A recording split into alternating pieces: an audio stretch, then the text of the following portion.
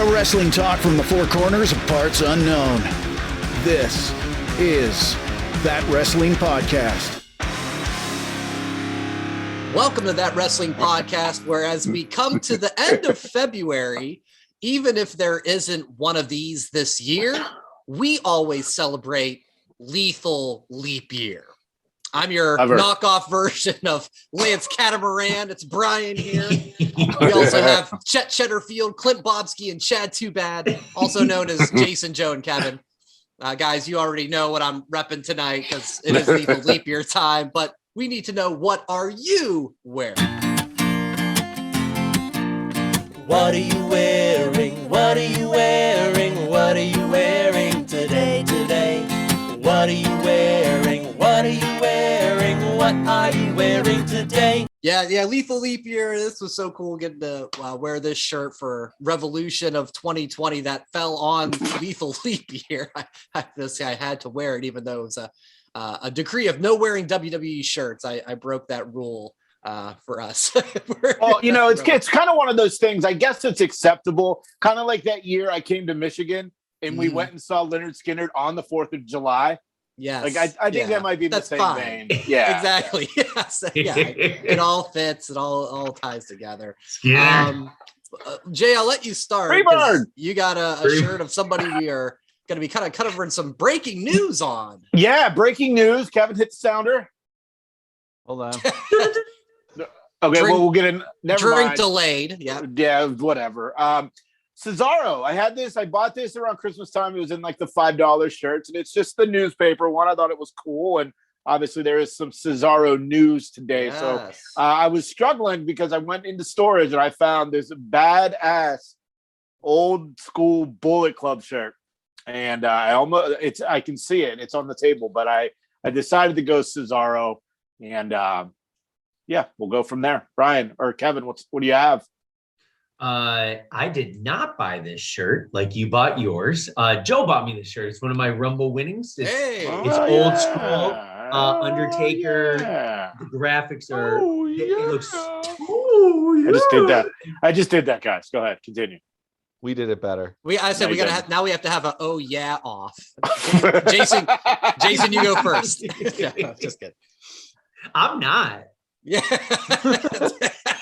We'll wait. Kevin's the king of the we'll wait. Yeah. You versus Joe. Ding, ding, ding. I already won. If Joe's involved, I've already won. Oh no! I don't know. You only Jason, you only did 48% on that one. I think you could have given us like 4 more percent. I'm telling you, fuckers. It's not over yet. I have a new theory. All right.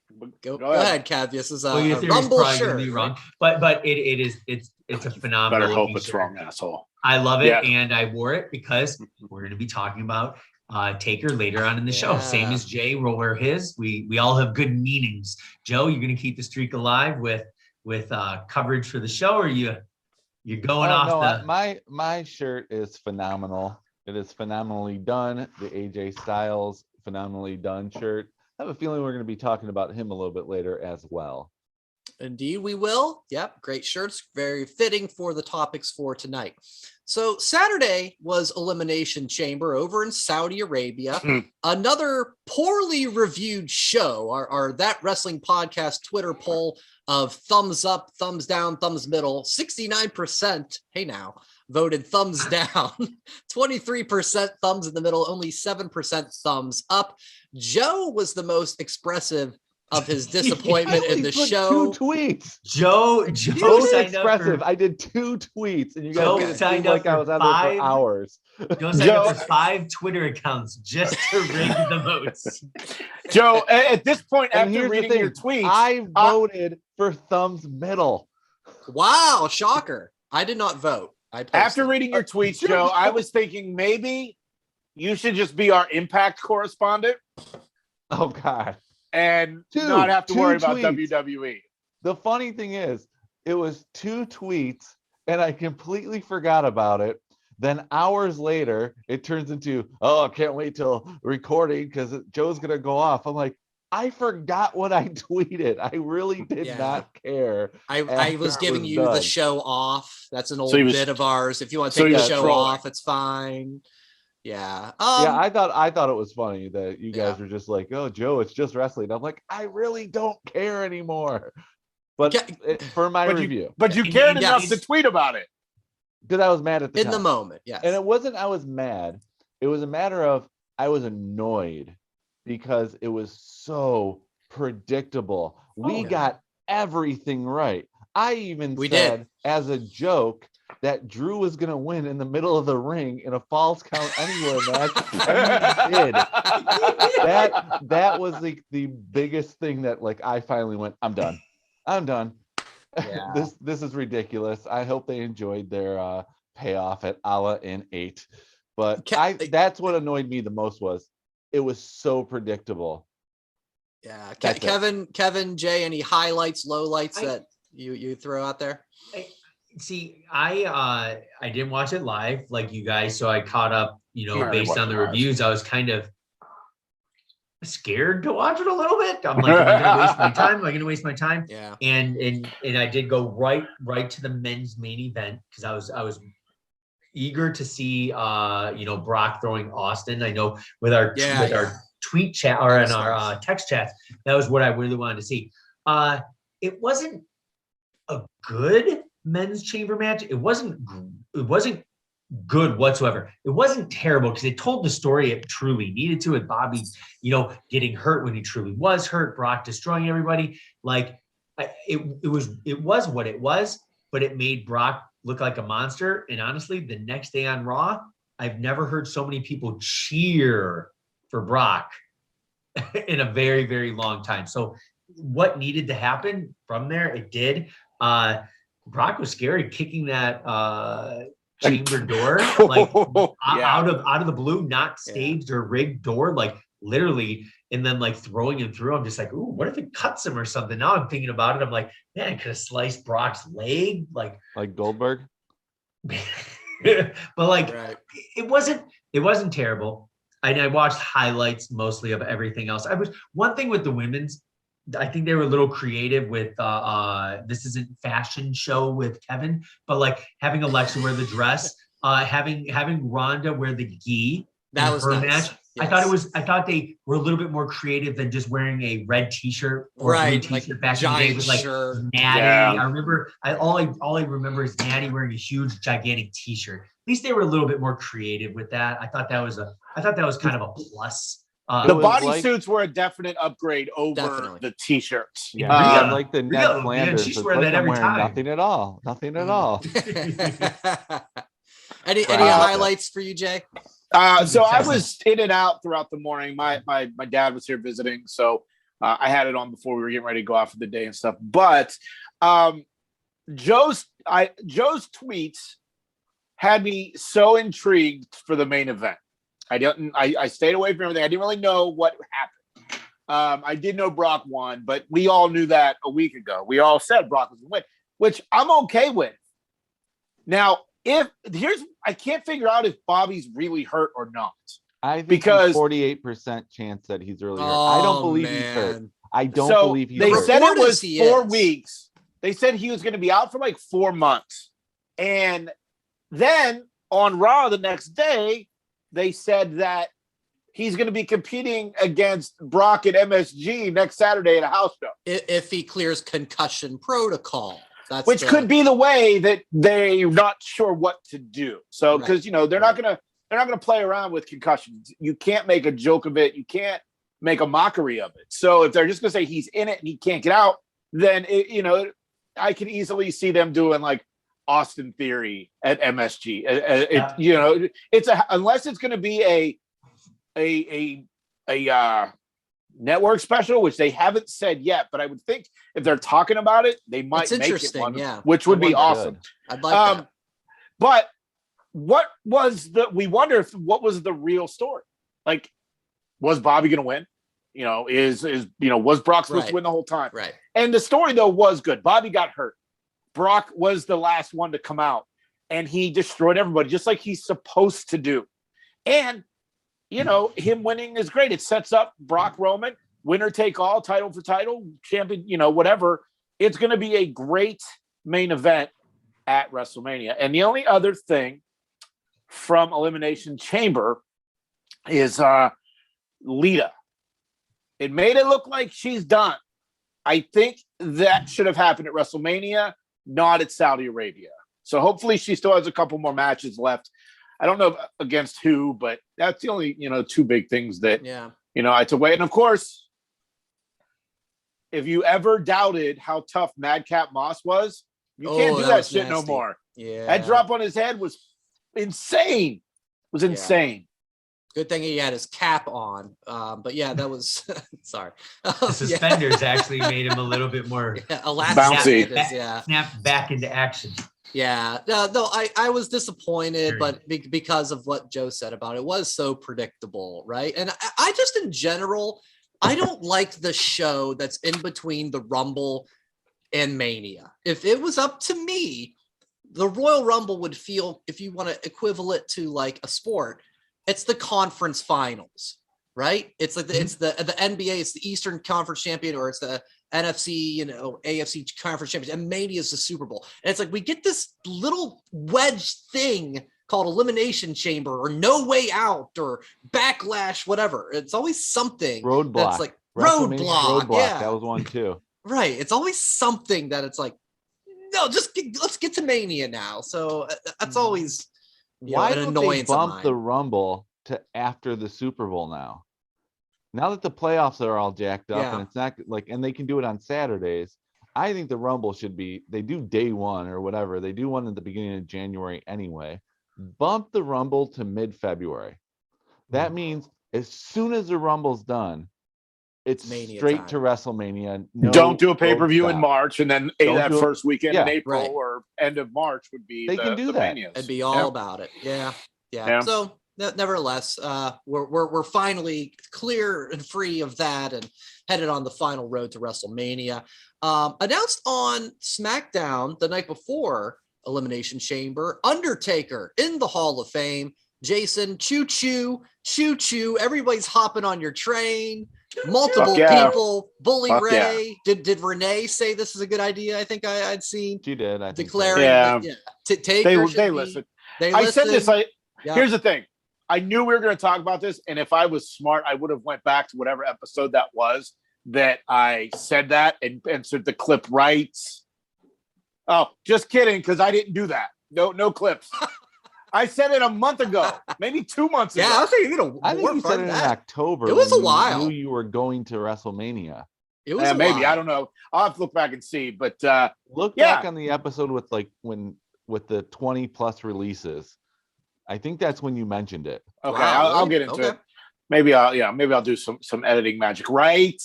No, I'm not doing it now either. Will it be a one-night event? I don't know. Or will it be a one-person induction? I hope so. Rumors I've seen are the Steiner brothers and Cyndi Lauper, which remember about a year ago I said, when is Cyndi Lauper going to get in the Hall of Fame? This isn't the time. It needs to be one night, one person, and that one person is the Undertaker. So if they don't go that route, which we all agree they should, who should induct the Undertaker? Joe, you can start. Everyone who was at his Survivor Series goes up there and says something, with the main person being Charles Wright, Papa Shango, the Godfather. That's who I would like to see, because it seems like those two, they're buddies, were the tightest. Those BSK guys. Right. Yeah, it has to be someone from the BSK. Bone Street Crew. So it's like what? I think he is the main one that I would pick. I would say Kane. With Paul Bear not being alive. Yeah. Vince McMahon's certainly not going to do it. Hologram, maybe. But it's got to be, I think it's going to be Kane. That's got to be Kane. It's got to be Kane. It's got to be Kane. What do you think, Kev? I was gonna say Kane. So I'll switch it up. I think if we only picked one, was that your? Yeah, just who would it be? If they're not doing the whole night celebration where you could have 7-8 speakers. Who's the one? I'll go Vince. Vince will never do it. He won't do it. I'd never do it.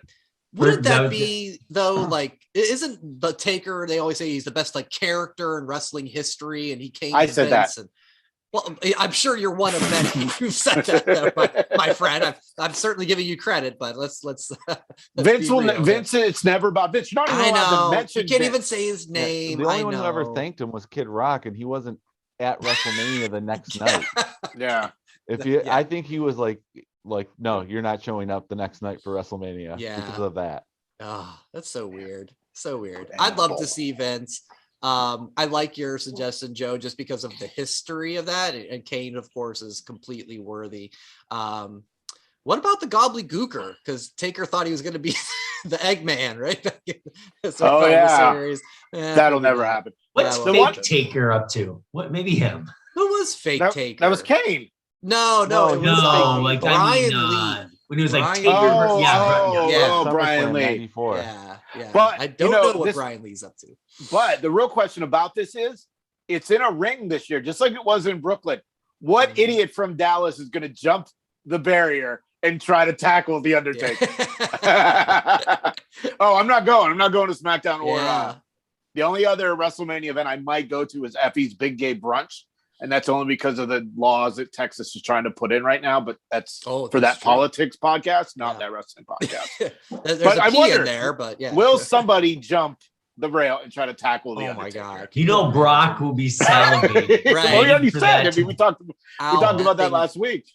Dare you.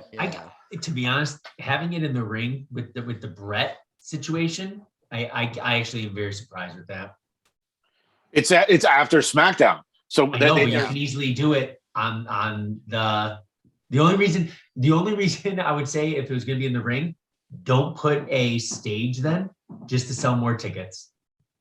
That would be the only thing. I mean, they could conceively do it on the entrance ramp. Oh, that's true. That's what I mean. They could do it on the under the ramp. Tron. The only reason to do it in the ring, have like where's this going to be? It's going to be in American Airlines Center where the Mavs play basketball. So the Mavs the only way I can think of it's going to be in the middle of the ring. The wrestlers will come out like the team entrance where the players come out of the locker room or something. So it's going to be very small, kind of like when Cena returned back in the Royal Rumble, right? Maximum. Oh, like the Madison Square Garden entrance. Yeah, it's like the straight. Exactly. Something like that. That's the only reason. If they have a big entrance, I think doing it in the middle of the ring is stupid. Yeah. All right. For safety reasons. Good building logistical conversation. I completely see where you're going with that. And we'll keep our fingers crossed for the one man only Hall of Fame this year with the hopefully copyright Jason Marchuka at Chewy76 at Twitter. Lewis. You're fucking terrible, man. What is it? We've been friends for 20 fucking years and you still can't get my shit right. You've changed it. I know. Changed, man. Chewy Lewis. Chewy Lewis 76, yes. Okay. All right. And yes, that is a relatively new one, but you all know why. I don't need to get into why. All right, fair enough. All right, so we were gonna kind of go bounce around on a couple different things, but because of the events really of the last 24 hours, we're gonna put this section of the program called Contracts. We have a lot of contract news. Some of this was earlier in the week, but a lot of it's been really the last day. So we're going to cover it all right now. Why don't we start with maybe the shocking, most recent one, I guess, Cesaro. Cesaro, it's been reported he is a free agent. His contract expired. Him and WWE were negotiating, but they have not come to an agreement. He is free and clear of all wrestling commitments to the WWE. Kevin, thoughts on Cesaro's exit? Apparently an exit. I know I mentioned earlier, like I kind of forgot about him. Like, just, we haven't seen him in a while, and he hasn't gotten the best push. He was not in the Rumble this year. Yeah. Where's he going to go? Like, what? Maybe go to AEW? Sign more guys. Now to get a big push. The only thing, Brian, I'm going to be very, very greedy, and whenever there's a guy that's left the WWE, the only place I want to go then to show up is GCW at in April. No, I'm not kidding. Like, I don't watch Impact as much as like I kind of watch like clips a little bit of here and there. Like I watched the match between Cardona and Jordan Grace. Is that her name? They had that intergender match.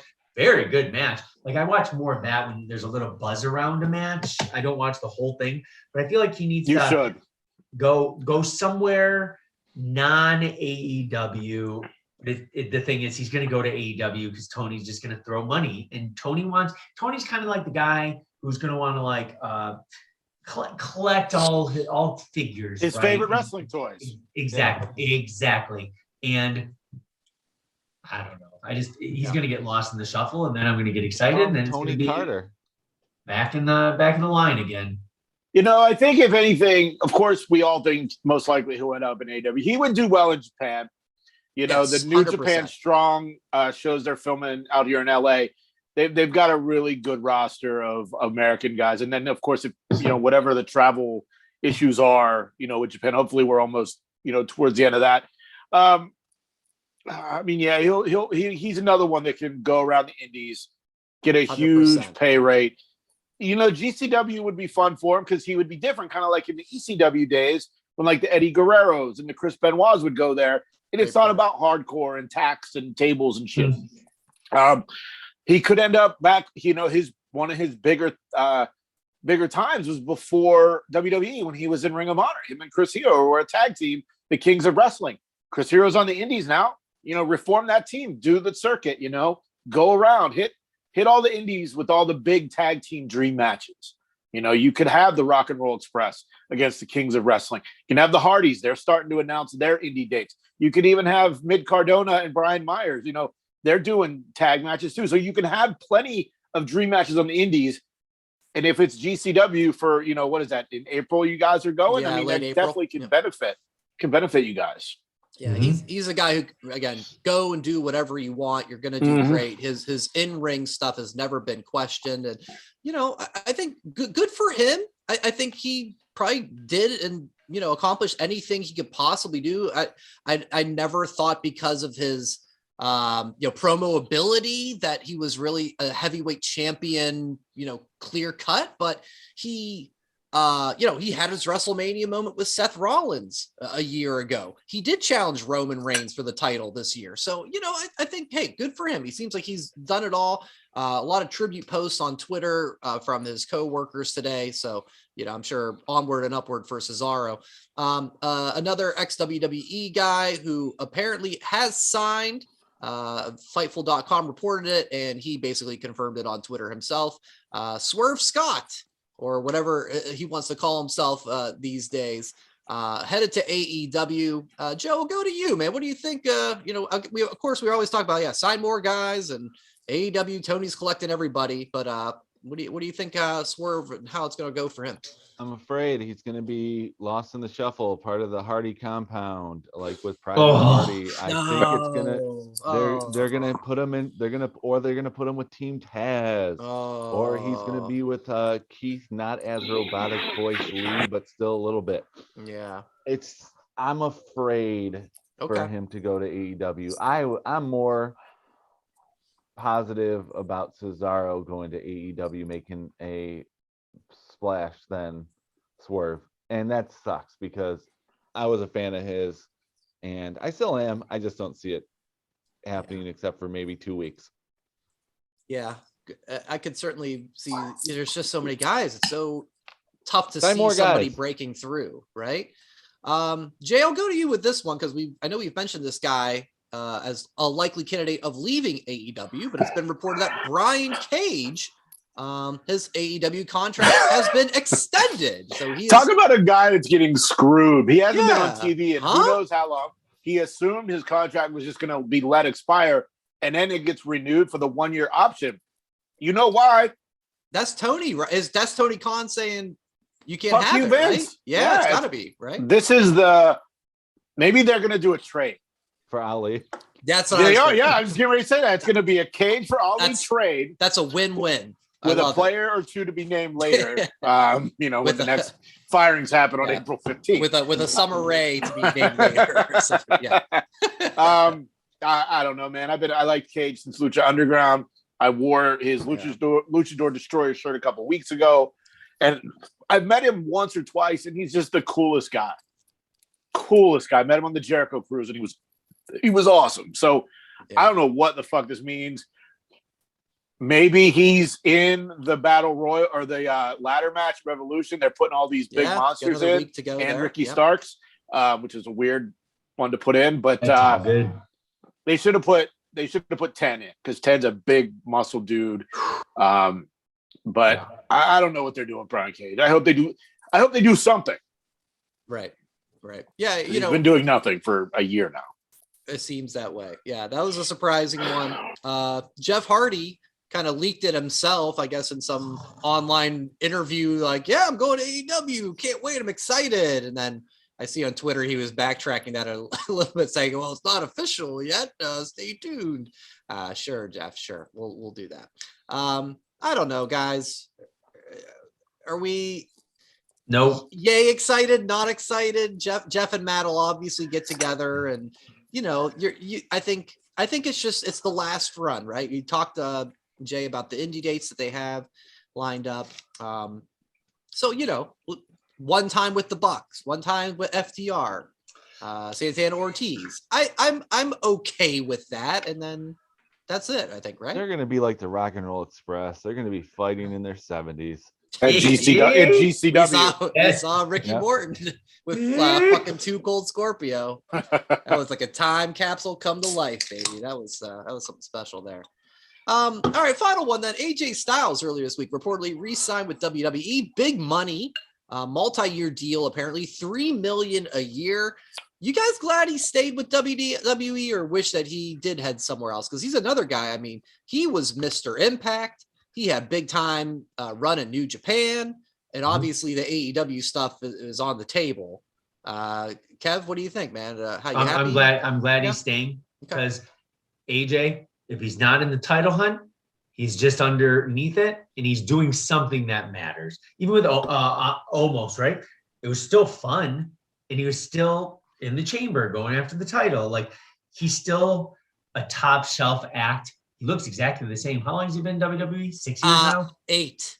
8? Wow. I put that in my notes. I was just about identical. to say, like, you want to have a mind blown? 8 years. It was the 2016 Rumble he debuted. Yeah. No, that's 6 years. Oh no!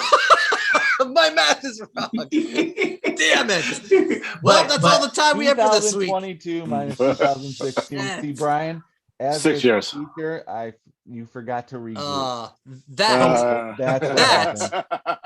That was a teachable moment. But I'm happy he's staying. Okay, 6 years. And he said, I want to retire. At my end of my career, I want to be with WWE. Like, we've seen his wife, we've seen his one daughter. Does he have one daughter? I think so. He has 3. He daughters. has a tattoo. Well, he has 3 kids. Okay. That's right. He seems like a family man. It's stability. Multi-year, multi-million away from his family, going away somewhere else. Yes, you'd be chasing more and more dream matches, but I think it's partially the stability, partially he knows he has it good in WWE, and he is a mega talent, and I'm glad that Vince or whoever negotiated that contract was able to get that done. Because if AJ walked, then I feel like a lot of the locker room would have maybe followed after that. So I think that might have even boost morale a little bit. But me personally, I'm excited. Every time AJ's on the screen, I'm glued in. So that's Kevin, have you ever watched the video tour of his game room in his game house in his how it was from up, down, down? The dude is awesome. He has everything. And then there was even like a 4 or 5 part series on up, down, down where it's like AJ goes video game shopping. I need to go to Tennessee then. Yeah, I mean it's SummerSlam road trip. We're gonna go down the front door of AJ Styles. So definitely go check that. Look, if he went to AEW, he's gonna be in the middle of the Adam Cole, Kenny Omega, Jay White issue because he was Bullet Club before all them. Yeah. Where else is he going to go? What's he going to do in Impact? Because he was Mr. Impact. I think that's a great, homecoming shot in the arm. Different Impact than when he's too there. big. Agreed, but that's okay. He was Mr. TNA Impact, right? Not the same. He was six-sided ring. That's the story that you play into. Like, hey, this is a new day. This ain't the 6-sided ring, and you have those fun matches with guys like Moose and Morrissey and whoever else, but all right, it's fine. It's just put it out there. I think Kevin That's nailed it with the fact that when AJ's on there, he doesn't need to go for the title. He's one of those guys that can be in the title picture, doesn't need to go for the title. and 50-50 booking doesn't affect him because he's an attraction all his own. So like with the whole setup possibly of AJ versus Edge, finally something that's exciting. Yeah. Another shirt says phenomenal. It could be reliable. He's reliable and dependable, right? And the thing is, Vince McMahon trusted him right away.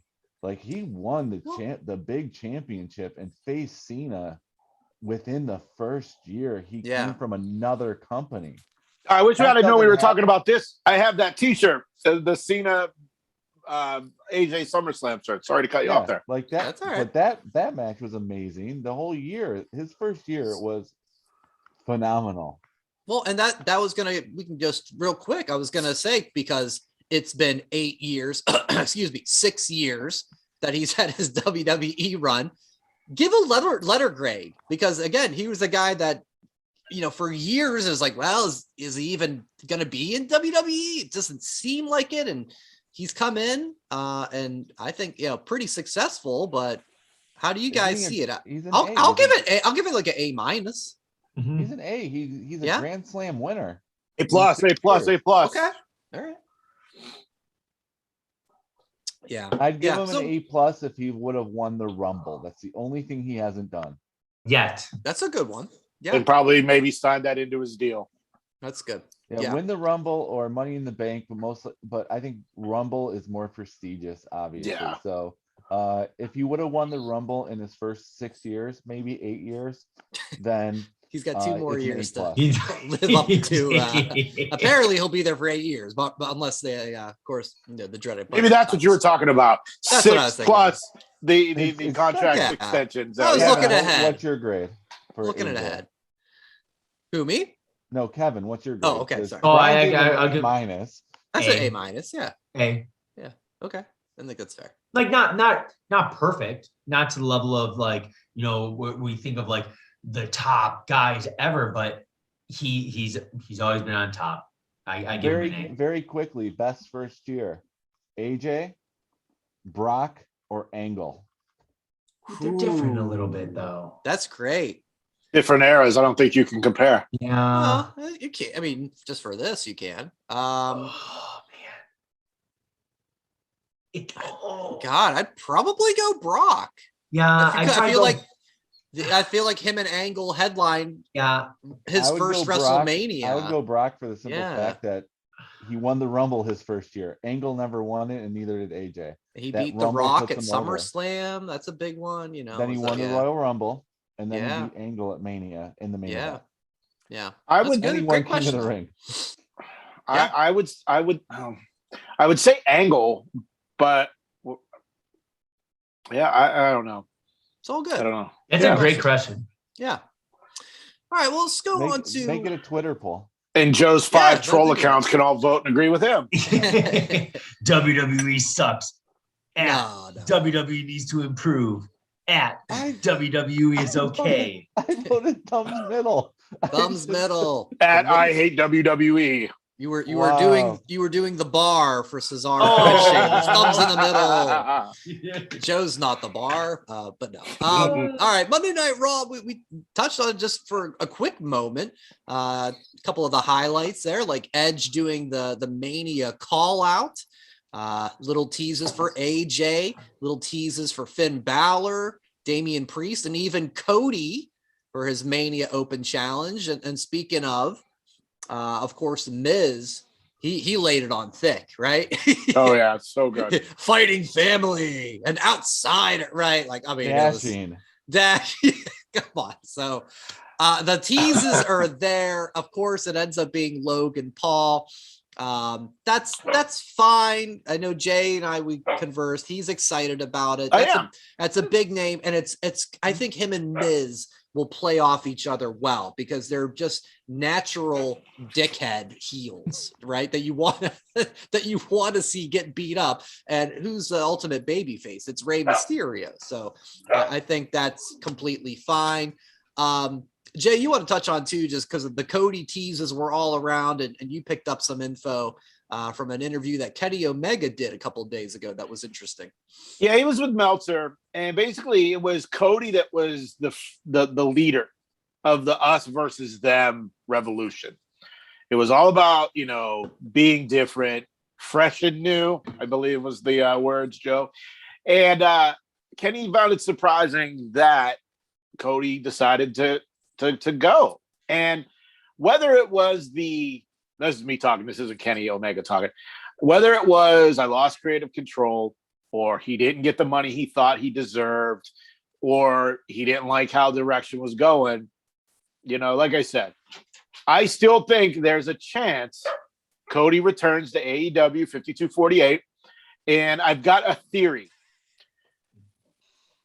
Brian and Moxley are apparently, they got this match coming up next week at Revolution. They're probably going to, become a team, run roughshod.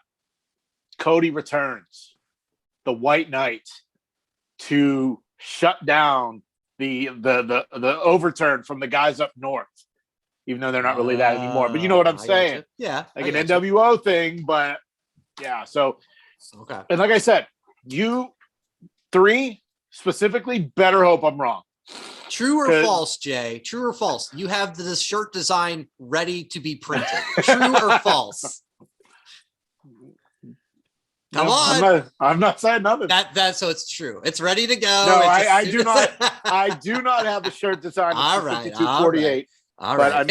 It's literally going to be 52/48 Marchuka in like the Austin 316 style. That's it. But you just decided for it. I was thinking more like a pie chart with 52% of the pie with Jason's face in that would also majority. Work. Yes. Well, no, it would be AEW in the 52 and WWE in the 48.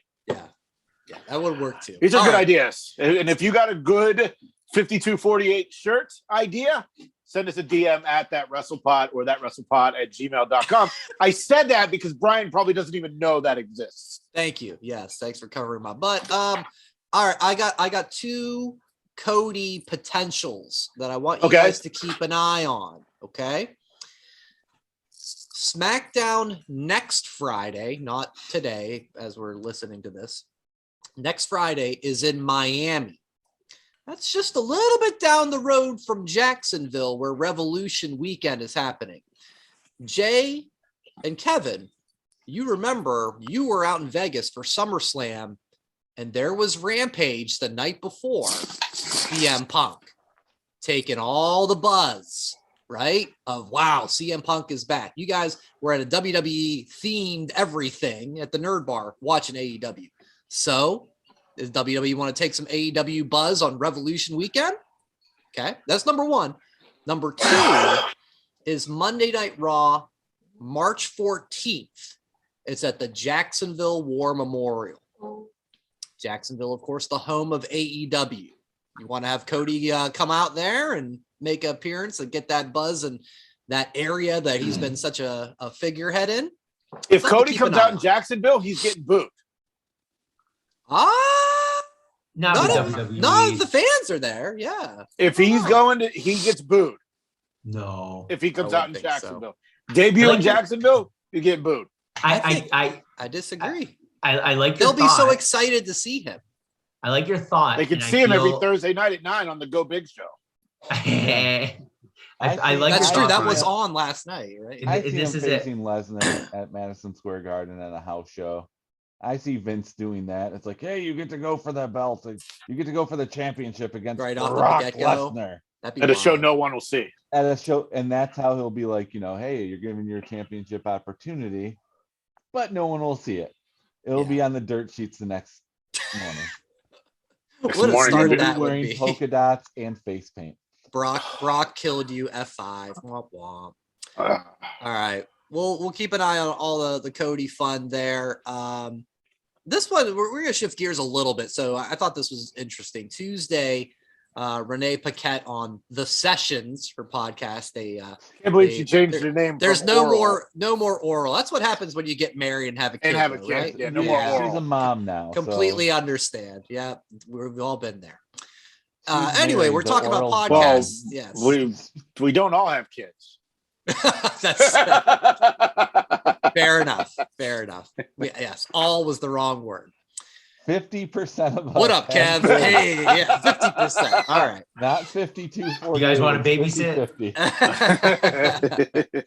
Shit. All right. But no, she did an interview with Dax from FTR, where he opened up. He shared some personal experience about something that is pretty serious, something that people take more seriously now than certainly they would have 10, 20 years ago, about anxiety and mental health, mental illness. And he gave over some incidents that's happened while he was with WWE and how he couldn't sleep, things like that. And talking about that, he mentioned how he confided in Shawn Michaels with that information, of course, being close with everything NXT and everything. Then you fast forward to the Raw 25 show, that big show, and they had the DX reunion.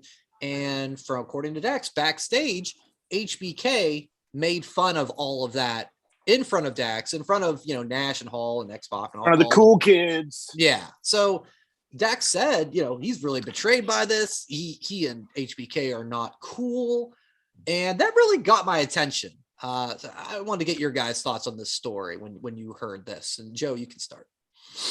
Okay, I can just say right now, someone who has suffered from panic attacks and waking up in the middle of the night from it, it's scary.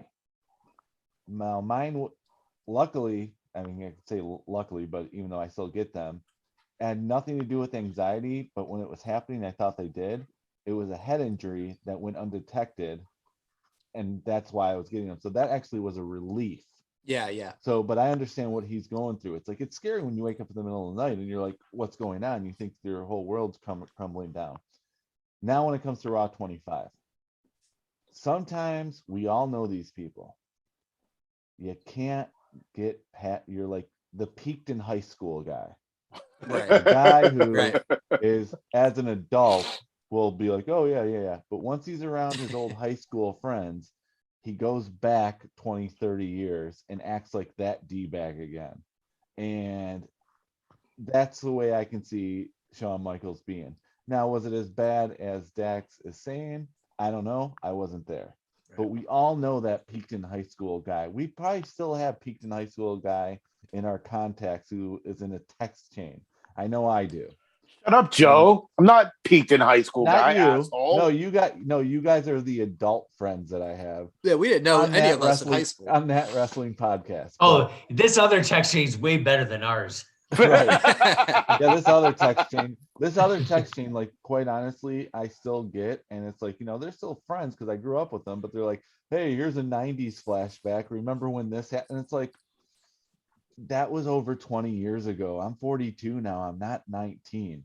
But unfortunately, there are some. That math doesn't add up, Joe. I said over 19 20, and 20 is not 42. I said over. You said I'm 42. I'm and 42, you said 20 years ago at 19. Over. No, actually, go back to the rewind. Play it again. Minutia. Just go on with it. The point is, yes, there are some people out there who still live on their glory days, and when you are with the friends from those days, it's like a time capsule, and you go back to that immature D-bag. Unfortunately, Shawn Michaels could possibly be one of those guys. It is what it is. We've all heard the stories of, back in the heyday of Shawn Michaels, of how bad he was backstage and Dax, all the other wrestlers. The only one who was like cool with him afterwards was Sean Waltman. Yeah. Which is like, you're hearing different stories about him. He seems like the guy who has grown up the most out of the yes, right. Yes. And I'll touch base on, because it's kind of like a two-parter with Dax, right? So when he mentioned the anxiety thing, I did not have a head injury for me to think my anxiety was not that. Like there's times with my work, like I put my head down in my office, literally just because I can't focus anymore. And it's just, I want to zonk out, or I walk around the parking lot when I just feel like I'm going to burst, just because, like, literally, I think it's more, there's a lot of pressure put on even jobs like him.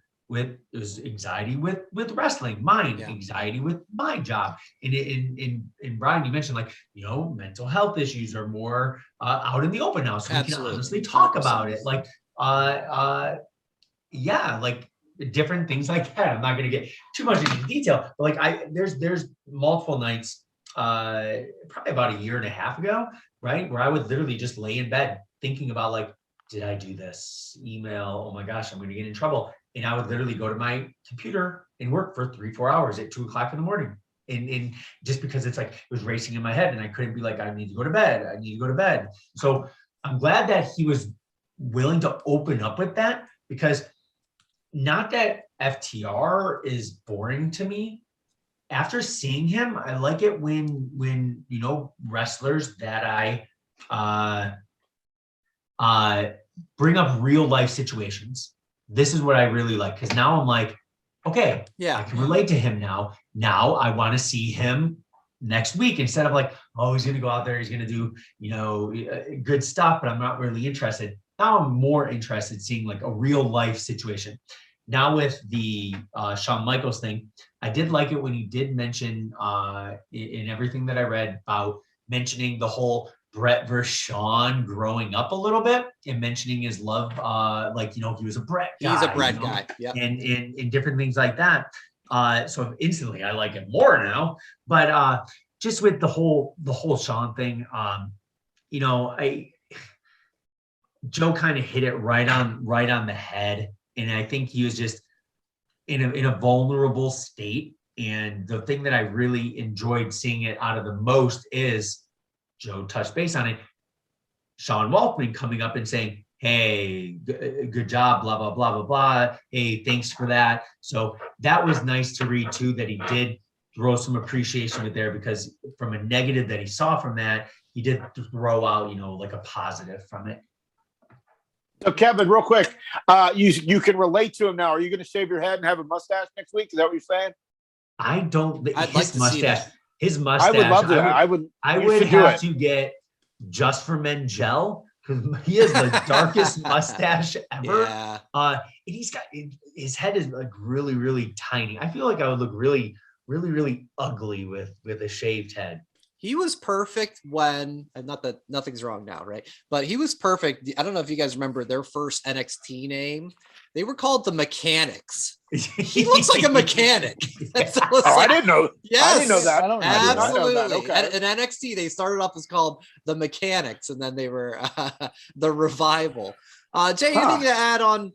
I think this has been a great talk on this whole. No, I mean, it else? shows. It shows that, you know, it's a different time. Yes, you know? 100%. Can you imagine, like in the 80s, these guys talk about this? Come on now, from what you hear, absolutely. No. You know, it's something that everybody's dealing with. Everybody deals with it, regardless of what you do, who you are. And, you know, it was cool that he was willing to talk about it. And it, you know, whether or not Shawn Michaels is really a dick in real life, or, you know, maybe you just resort back, and like Joe said, and I'm not peak in high school guy, Joe. I don't want to hear that shit. You are definitely not peaked in high school guy, but we all know if peaking in high school means working on the AV crew, then maybe that push fucking VCRs and TVs. Shout out to the AV crew. Shout out to Robin Hood, Prince of Thieves. Prince of Thieves. The last week of school, because we don't want to teach.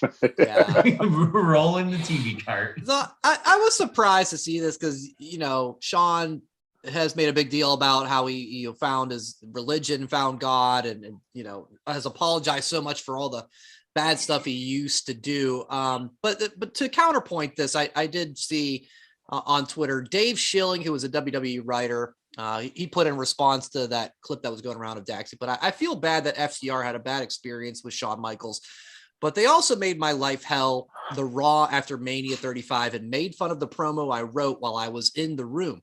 Tough business, and people are rarely their best selves under the pressure cooker. They ducked me all night when they could have helped me make the promo better.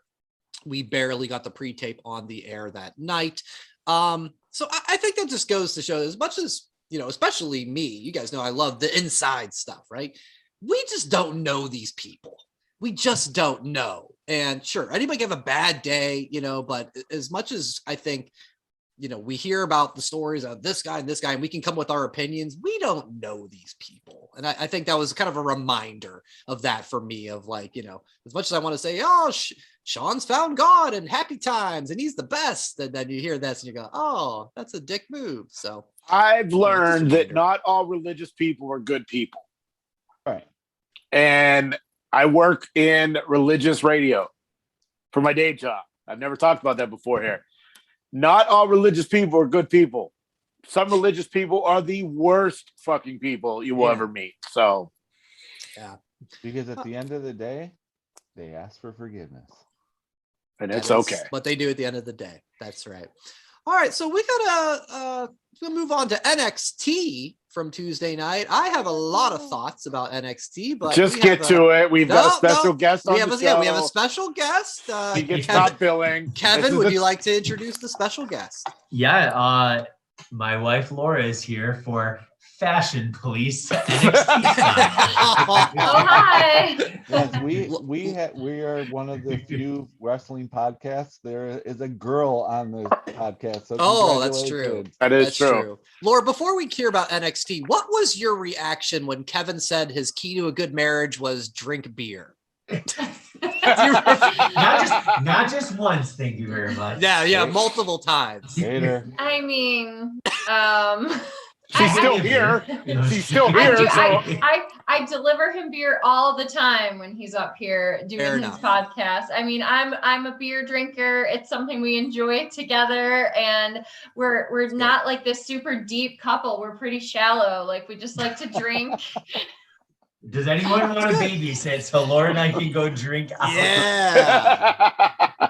Shout out to the babysitters. No, half the team. In all honesty, I mean, abdicating tons of drinking, you know, it's not in all seriousness. Responsibly, of course.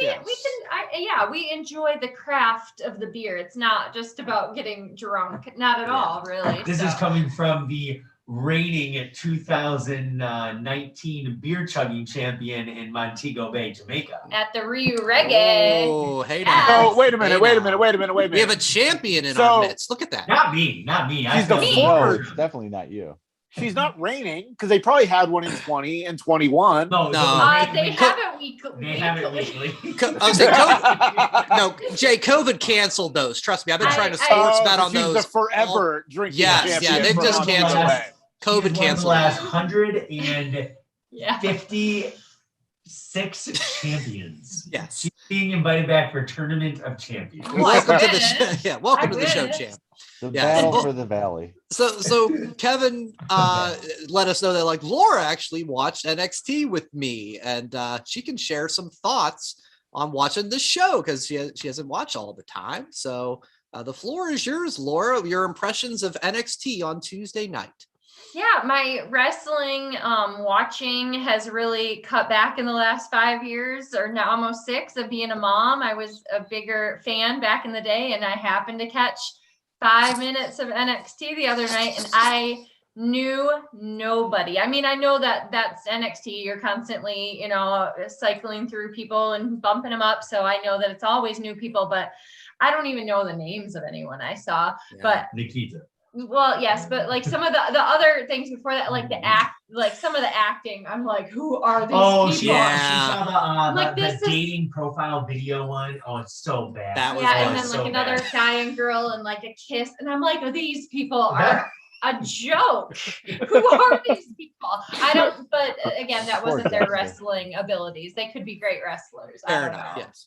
But I don't even know the name of the girl who, you want me to fashion police. Nikkita? Yeah, that's her name. And we're not lying. No, she's fine. I mean, I would say the wrestling I was impressed with. I mean, she seemed good, but I mean, it just comes down to sometimes with women, the clothes. I don't care, if things are skimpy. I'm not a prude, but it just seems uncomfortable. And like some of the things that like very open in like a bra, but open like on the belly area. It just seemed a little odd. And like the little side thing, like, I don't know if it's supposed to look like underwear, but like, it just seemed uncomfortable. Like that's the thing. I didn't care like if it's revealing. It's just odd parts of a body to reveal. Like, great, show off her cleavage, cool. But like the stomach and the side thing, it was just a little a little odd, and I just hope that she was comfortable wearing Oh, it. she was comfy. I mean, but like, you know, within the last few years, it's all been like, we're not divas, we're women, take us Yes. seriously. I don't think the girls need to be all like super modest in their dress. Like, wear something minimal. It's more comfortable probably when you're in like, you know, shorts or like more like underwear type, but not like the long pants with something weird constricting at your hips, you know. Like So- a luggage strap was. Hey, Yeah, Kevin, yeah. It looked like Yeah. one of those- And that is how it looked. It very wasn't just like a little like bikini underwear. It was like a Right. buckle. Right. Kevin, can you hit us with the breaking news? Hit us with breaking news. We just got an email from the board of directors. We would like Laura to replace you every week on the podcast. No, I've never seen women's gear look like that before. No. Like, it usually, you know, it comes down, but this was like over the boobs, and it looked like she was just wearing a bra, and the cut down towards her, you know, it was like you could see the happy trail if you looked close enough. It was that far down. That's what I told Laura. I'm like, maybe the snaps hold it together, because if it snapped, there'd be like floppy, like a little bit of open area of the material. Well, I would imagine Yeah. I would Like snap in the like a groin gap. like a bodysuit, I would imagine. But I mean, know.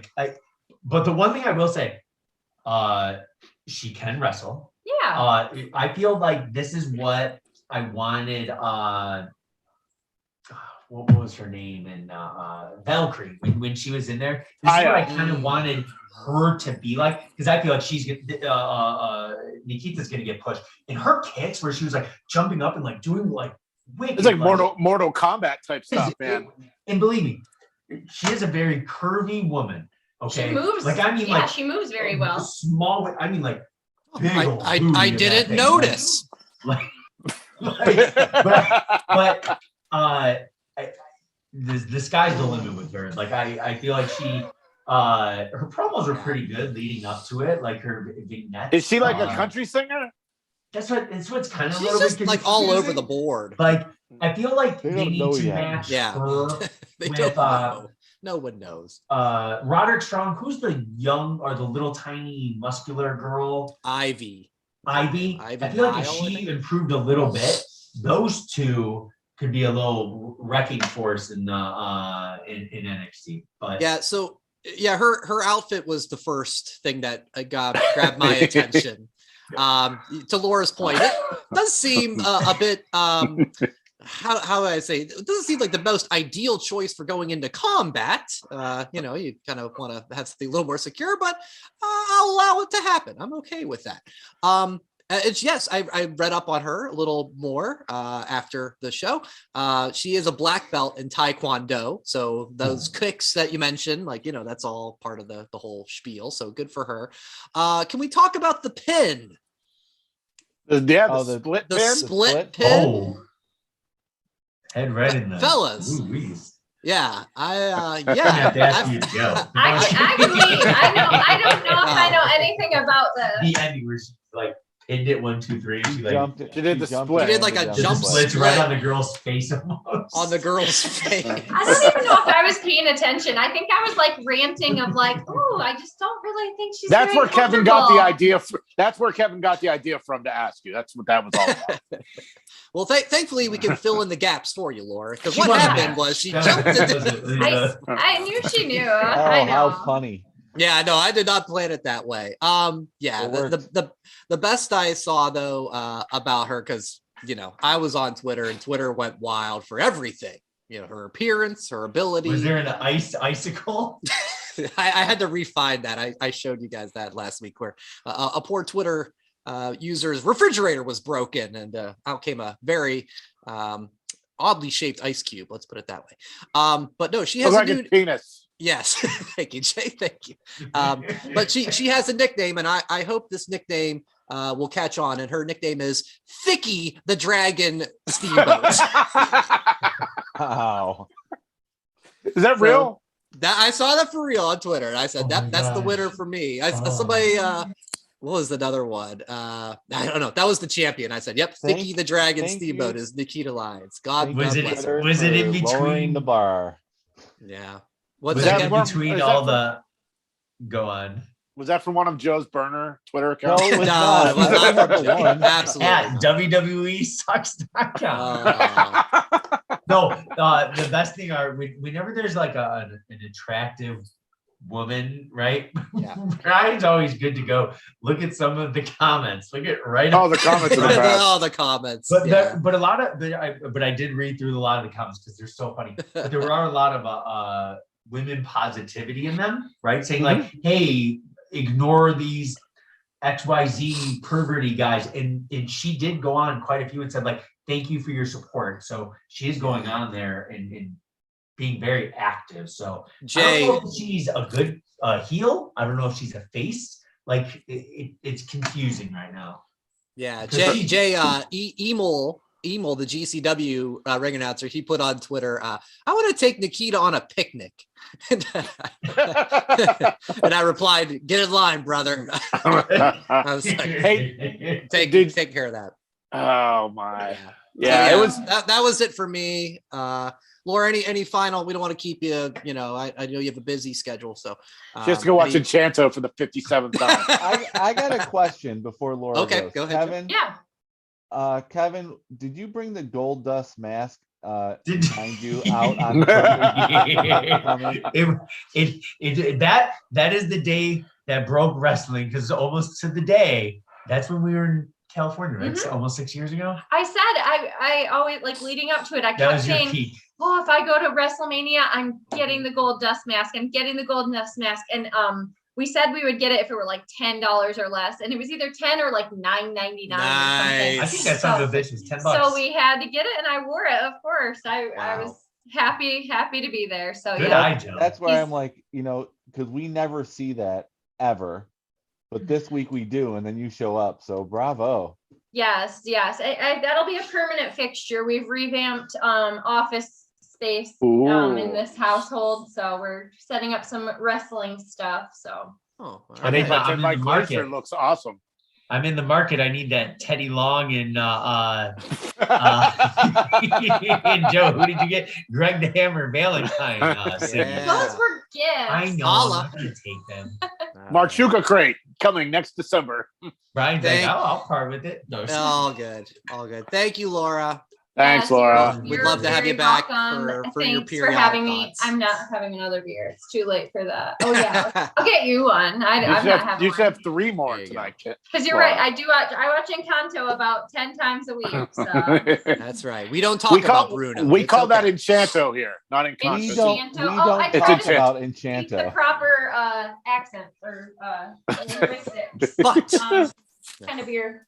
Same. no, we don't have any on that. Oh. If you're not All busy, I'll A's. take All one. right. I'll take You one. gotta take one too. yeah, well, can you make the 3-hour drive? Okay. Now So, we yeah, can that- really talk about her outfit. Oh my Lord. No, I'm just kidding. Yeah. I'm just kidding. I'm kidding. Hey, she's only an hour and a half away from me, so I know. I'll You got the. I'll meet you in the middle there, Joe. I'll get to your place. Yeah, the N in NXT stands for Nikkita Lyons. I'm all about it. 100%. We saw some trouble between Index. Dexter caught Indy admitting she used to make out with Duke Hudson, and I had a little Simpsons clip fun video in there. Good. Guys, it went viral. Maybe 1,300 Twitter views in 24 hours. Is that considered? That's pretty big. viral? I'll take it, right? So check that out on our Twitter, on our YouTube as well. I think I had like over 50 views there. At that WrestlePod, because Brian doesn't know our web addresses. So. Oh goodness. Thanks for reminding me. Great main event. Dolph Ziggler and Ciampa. That was kind of a reminder that, yeah, Dolph Ziggler is a good wrestler. So that was good. And Bobby Roode, we said we were like, Bobby Roode should come to NXT. He was the cameraman. He did interference. Looks like we're getting Braun and Ciampa versus the Dirty Dogs next week. Any other final NXT thoughts before we go to AEW, guys? AEW it is. That's fine. We got Buddy Murphy. He showed up just as we expected. My God, is he ripped? I mean, he's always looked good, but he looked fantastic Buddy there. Matthews. So Buddy Matthews, thank you. Yes, Just I call him apologize. Buddy. My buddy. Oh wait, AEW allows last names. Nobody can call him the whole thing. Yes, that's definitely a point for them. So that's cool. Yeah, he's with the House of Black. That's just as we all thought. We got to talk about MJF, guys. This was a promo that I mean, listen, people are prisoners of the moment, as they say. but the reaction online was like, that's an all-time promo. That's an all-time promo. Again, prisoners of the moment. I'm not going to go there just yet, but it was for me, it was unexpected. And it was said with such conviction. And I don't know where things are going to go after that, because it can go any way, and I think it would work. And I'll let you guys, share your thoughts, and then I'll get into mine a little bit more. I can quite honestly say about the promo, I'm going to go with basically, my wife hates AEW. Anytime I watch it, she's like, I hate that show. It's trash. It's just bottom of the barrel WWE.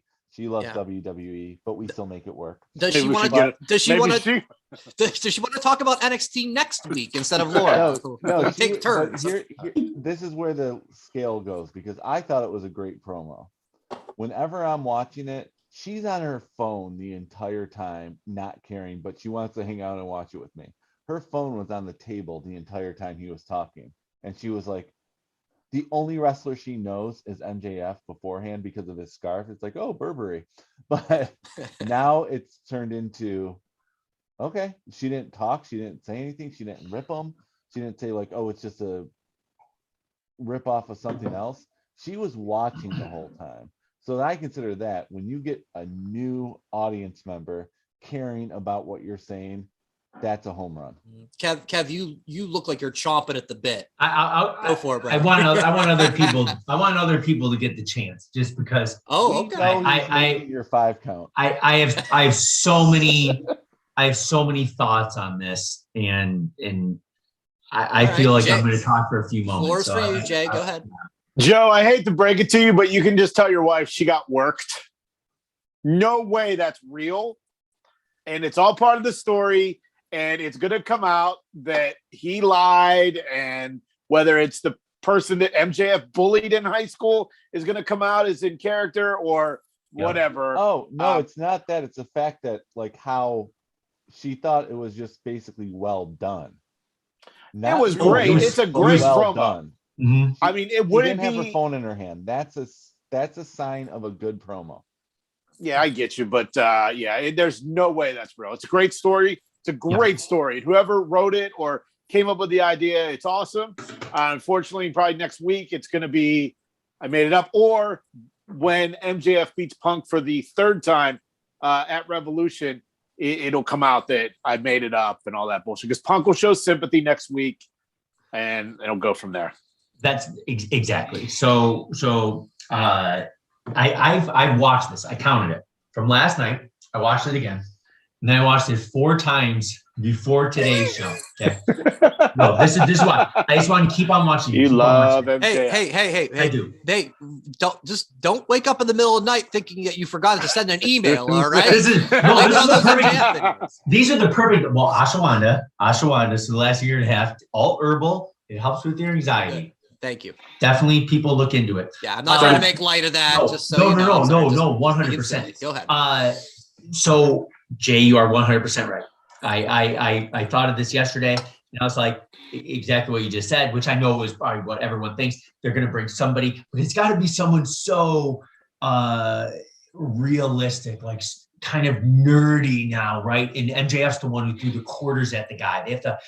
He's going to come out of the woodwork and be him being the victim, where MJF's going to be the bully. But he just said his words with such conviction. Looked like it some moments. It literally looked like he was going to cry.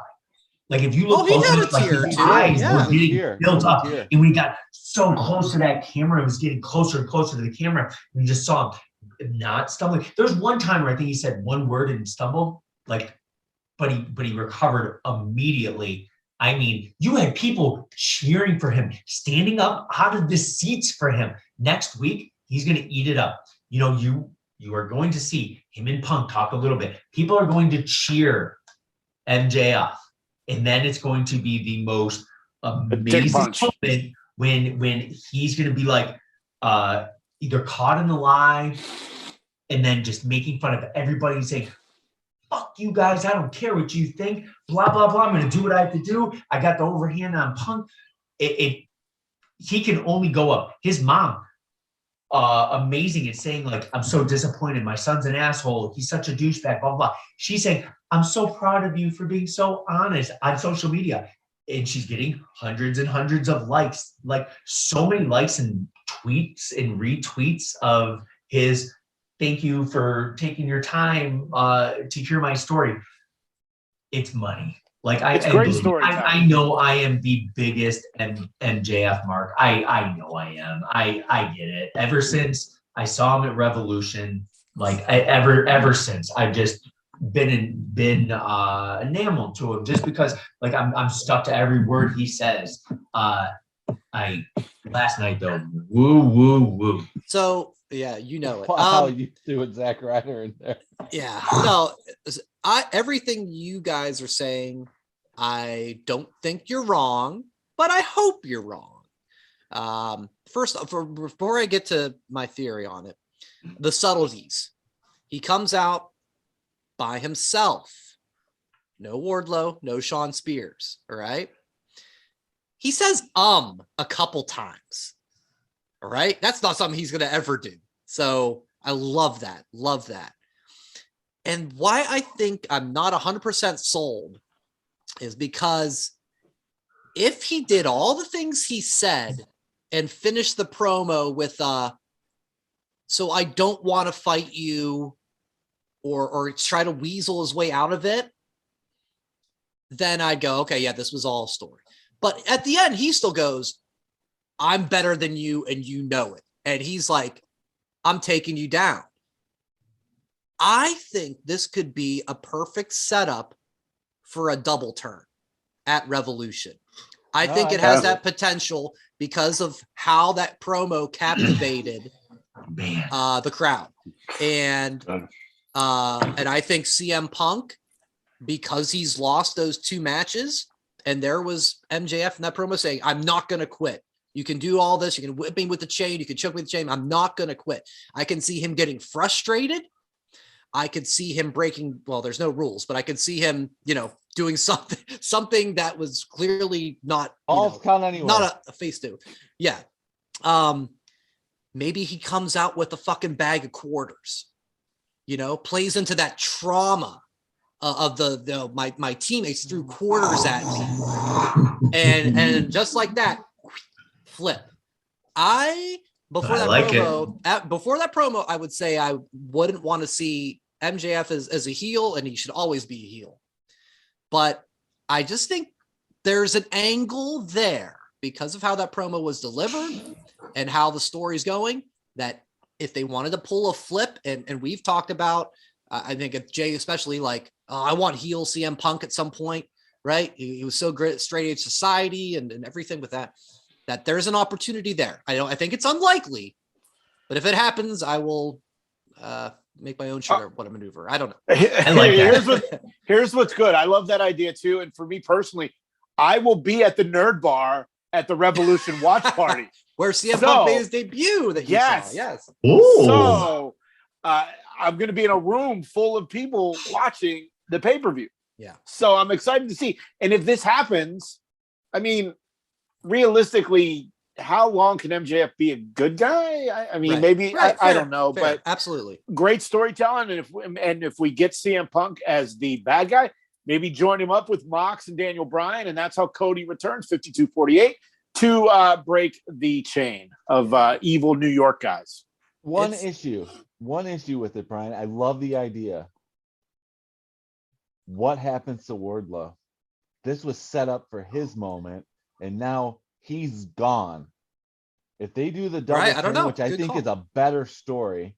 Wardlow goes with Punk to join Mox and Bryan. If you go back to the last successful double turn, which was Bret and Austin, Austin turned face but never changed his character. The crowd just got into him. He was always the outsider. So MJF doesn't really have to change much. He's not going to be going around kissing babies and high-fiving fans. He was the face in Long Island, and he was still a dick. True. So I think we can still keep him the way he is. All right. Wardlow wins the ladder match, and somehow 52-48. he takes advantage of if leading into Bryan, if the double turn happens, right? Wardlow wins the ladder match. Mm-hmm. MJF maybe is feeling a little bit nice. You know what I mean? Hey, I don't want to be that guy anymore. Blah blah blah. There's a lot that can be written from it. But Jay, I have one question for you. You were kind of critical for CM Punk's AEW. Ever since MJF, you're liking him a little bit more, right? The whole program, not just because of MJF, like the whole program.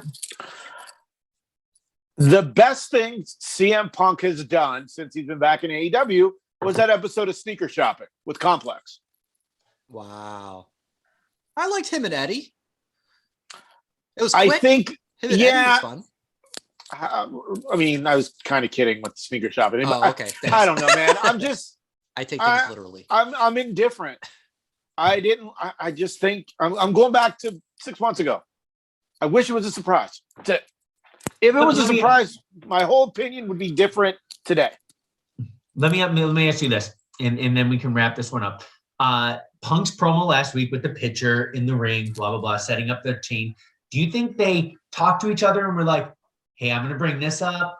Start thinking next week, MJF. Or do you think he brought that up? MJF thought about it and was like, I'm going this route. Well, that picture has been going around since these two. But I mean him bringing it up and saying, but it was just a Friday. It was only a matter of time. And that was a ripoff from the Street Fighter movie in 1994. Raul Julia's character Bison said, "You've been angry your whole life, waiting for this moment for revenge, and to me, it was just a Tuesday." About like him destroying the. Did you tweet that? You should have. No, I didn't tweet it, but I thought that was just common knowledge of like for nerds out there. But yeah, like CM Punk stole that line from a crappy Street Fighter movie with Jean-Claude Van Damme. Nothing's original in this world anymore. No, so that I didn't tweet that because I'm guessing a lot of people already did. Yeah, it'll be interesting to see what happens at Revolution's wrapping up to be a pretty damn good event. Oh, it's going to be. And there's going to be a movie theaters. And it's going to be a movie theater. Next week will be the big talk about Revolution, but it does look like a huge card. We'll definitely get into that next week. Something else coming up next week, I think on Monday, we got a preview for it this week, a new WWE reality show, Corey Graves and Carmella, going to be on the WWE YouTube. That's a red flag for me. Seems like you want to get that. It's on, at least it's not on Tout. You think, it's not on. Well, we're on YouTube. Yeah, we're on YouTube right now. Yeah, as much sex as they promoted doing that, I feel like it's going to be on RedTube. It's not on YouPorn. It's not on Peacock. It's not on the E Network. Yeah. No, she'll be on his. She'll be on the all right. Yeah. Here's what those three sound the most like porn. This is what I learned from the trailer. Kevin, can you give me some breaking news sounder, please? Here's what I learned. My sources are reporting that Corey and Carmella have sexual intercourse with each other. They're waiting till marriage. My sources are from the for preview. That's what I'm seeing. It looks bad, and I'm such a Graves fan, and Jay, you and I being from Pittsburgh, we're love Graves. Carmella's fine. She's talented. Oh, she's fine. Beautiful. She is fine. Boy, was that rough. And I thought it was entertaining. Why? I don't know. I think it's just fun to see people, whether it's scripted or not. Look, I know the realtor that was showing them the house. He was a wrestler. He was an indie wrestler. His name was Ashton Amherst, and now he's selling homes. And I want to see that reality show, wrestler turned realtor. Well, that's what they're. I have a feeling a lot of this is you're giving away your 5 count. No, I'm not. I just think it's going to be fun. It's going to be a fun. Right. I wouldn't be surprised if it's like a 14-minute YouTube show every week. Yeah, it's just fun. I'm looking forward to it, and mainly because I'm just Graves is entertaining to me, and Carmella is smoking hot, and it's most likely going to take place in Pittsburgh. So that's always fun. I always enjoy those types of shows. I want to be with you, but like I said, red flag. Give it a chance. You know my saying. Always give it a chance. I will give it a chance for an episode. But if one good thing does come out of Corey and Carmella, it has inspired this week's 5 Count. That Wrestling Podcast presents the 5 Count.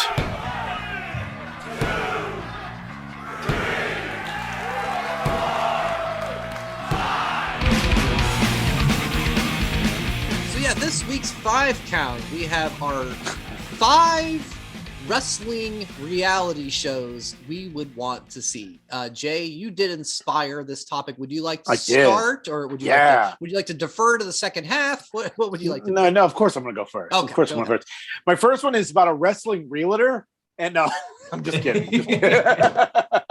First off, number 5. He plays the role. He's the head of the table on TV, but is he the head of the table at home? Roman Reigns at home being a dad. Yeah. Changing diapers, doing laundry, hanging out with his wacky cousins, Jimmy and Jay. They live next door. Wow. Working title, Growing Reigns. Great. Most likely title, head of the table with a question mark at the end. All right. That's number 5. That's number 5. My God. Wow. This is great. I did working titles too. That's amazing. Number 4, Paige and Brad, from the creators of Pam and Tommy at Hulu. A dramatic reinterpretation of how the sex tape and videos were leaked to the public, with special guest appearance by Xavier Woods. Oh, that's not mayonnaise. And that's the first time that Brad Maddox has been brought up on this podcast. Way to go. Number 3. I don't have a clever name for this one. I want to watch the Viking Raiders go hunt and kill stuff and then cook it with the bearded butchers and Brock Lesnar. That's what I want to see. Like that? Yeah. I only have 4. I could not come up with a 5th one. Wrestling Realtor to be my number 2. But number 1, I've wanted this for years, and I'm surprised it hasn't been done yet on the network. I want a WWE version of Cribs. I love collecting stuff. I love collectors. I just would love to see what people have in their home. And the joke used to be, well, why would they have stuff in their home when they're only there for a day and a half? Because they were doing these long runs, but they're not doing that anymore. Right. So they have time in their house. And with like up, down, we've seen a lot of the, Xavier Woods' home and his video arcade. And I was talking earlier about the AJ Styles. I always wanted to see that type of stuff. So I want to see collections. I watch collection videos all the time on YouTube. Retro Rick and Phoenix Resale are my 2 favorites right now. Go check those out. But yeah, I only have 4. That's my 4 count because I couldn't come up with the 5th one unless you want to count Wrestling Realtor as one of mine. We'll count that. I'll allow it. Count it. All right. Who would like to go next? I'll go next. All right. Well, Joe raised his hand first. I raised my hand first, so there we go. Playing into Jason's really good, just as a heads up. Number 5, this would be an inspirational show. Titus Worldwide. I want to see what Titus does with all of these schools. He goes to a different school or a different community center each week and basically inspires them to be better people. That's great. I actually want to see that. Absolutely. That is something I would watch. So number 5 is Titus Worldwide. Titus Worldwide, yeah. Exactly. Number 4. And when he goes on Wipeout, it'll be Titus World Slide. Nice. Number 4. Sorry, Jeff. We know them together. We don't know them apart. New Days. A new day, each one of them. So you see Kofi as the basically the family man. You got Xavier Woods as the gamer, and Big E is going around basically going to NASCAR events and stuff like that. How can these 3 friends still like basically do their everyday lives and still form a bond in the ring? I think New Days would work. Like that. Number 3, Take Her Home Tonight. The Undertaker is retired. He is now a family man. I want to see Taker going to parent-teacher conferences. I want to see Undertaker in car line. I want to see Undertaker going to the grocery store. So Take Her Home Tonight would be the name of that. That sounds more like a dating show than a parent That's show, what I was whatever. gonna say. Well, Is it the I had to Bachelorette with incorporate Taker the Taker host? into something. So it's like Yeah. Take Her Yeah. Home Today, whatever. Shout out to Eddie That's Money. great. All right, Number 2, there's already a T-shirt for this one. She's a dentist. He's a gamer. DMD, baby, with Dr. Britt Baker, DMD, and Adam Cole.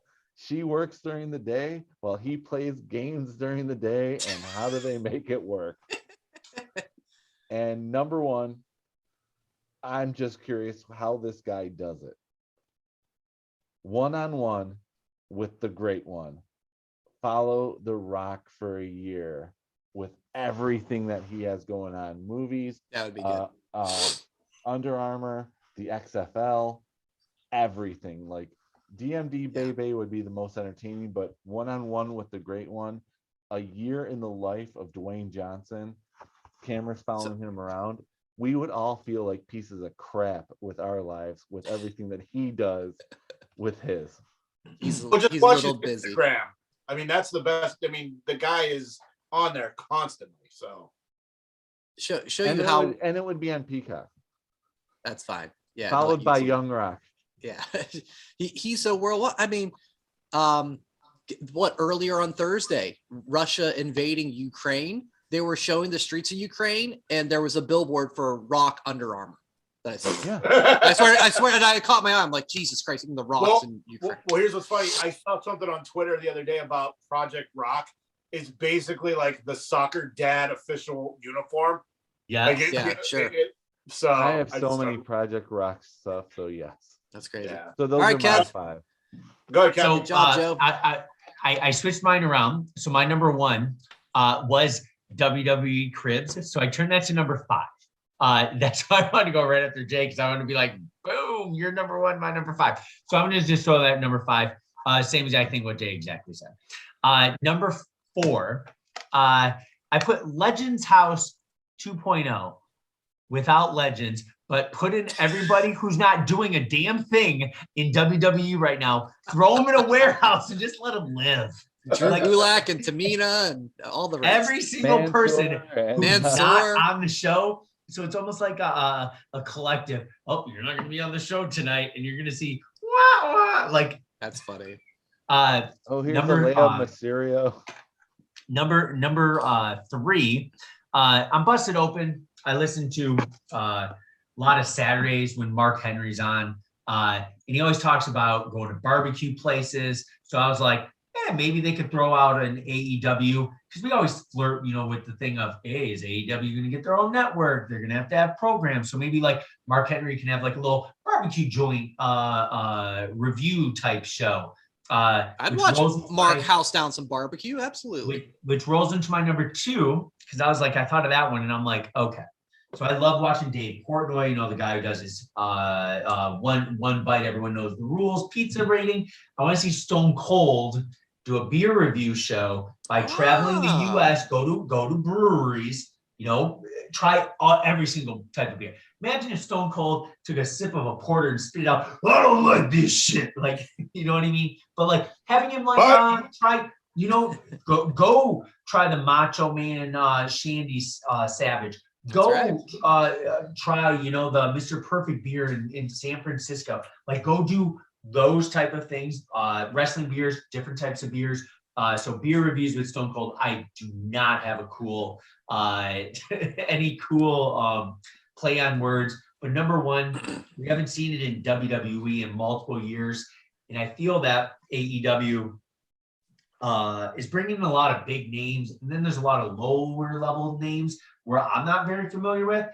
And I was thinking, okay, if they had a network, I would love to see a Tough Enough style program where they could bring in a lot of guys and kind of like build them up, get us to know them a little bit more. Not like a game show. Well, yes, I guess, but more in it's on YouTube. In more reality type. Reality type. Yeah. So you get that like Ultimate Fighter, Kevin. Yes. Yeah. But like, what's your favorite match of all time? Oh yeah, Classic. Britt Baker versus Thunder Rosa. WWE NIL. Yeah, yeah. But You got but that? something NIL, yeah, that'd be a great, Mhm. yeah, an NIL program like that. Get their journey from college to the developmental. I like that. So All I right, guess we know Kev. what Brian's number 5 is without Gable Steveson, but hey, whatever. Yeah, no. My number 5, I also have one with the Viking Raiders, Jay, but mine is called the Viking Raiders Makeover Mania. The Viking Raiders, they take guys who look like them with the beards and the tats, and they give them like a classy makeover, and they make fun of them for doing it because they look stupid. They should look like Vikings. So hilarity ensues. Joe looks so confused. So it's like You a awake? reverse Queer Eye for the straight Yes, guy. It's yes, really- yes. Wow. Viking Raiders Makeover Mania. I don't watch reality TV, but I would watch that. Yeah. Number 4, some of on the line, some of you guys choices, but I'm taking Renee and Mox at home. That's the very much, you They know, already Mox is did that though. what with on Divas. Total Divas. With Total Total Divas, but it wasn't. Okay, I didn't as- really. Well, but yeah, now that they have a kid, I want to see Mox as the dad. You know, he is just the most No unhinged, oral. wired guy, and I want to see him change the diaper and do goo goo gaga and all that. So you know how you didn't know that, Brian? That Mox and Renee were on it? Because you don't have a vagina. that's true. Ouch. My Total Divas viewing is pretty minimal. My number 3, Tooth Takeover, starring Dr. Britt Baker, DMD. Like there's like that Dr. Pimple Popper show where that guys come in and, you know, oh, I gotta see the doctor. Britt is gonna get all these hobo Joes with 3 teeth and she's gonna whip them all up. So that's what that's gonna be. Tooth Takeover.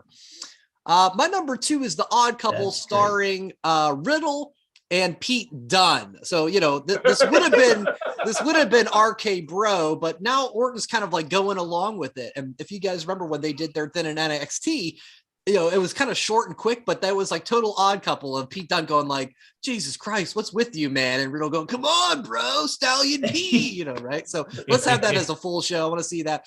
My number 1 show, a spinoff of Bar Rescue, Brock Rescue. Brock Lesnar is going to go to these bars that are underperforming and he's going to bash the kitchen staff and tell you that you shouldn't be handling raw chicken without gloves on, and he's going to do the demo, he's going to smash it, and in the end, just like with John Taffer, they're all going to hug him and say, Brock, we love you, and then Brock's going to be happy Brock like we know and love him today, where he's getting fans in the front row to tap the belt, you know, Cowboy Brock. Brock Rescue coming to the Paramount Network this fall.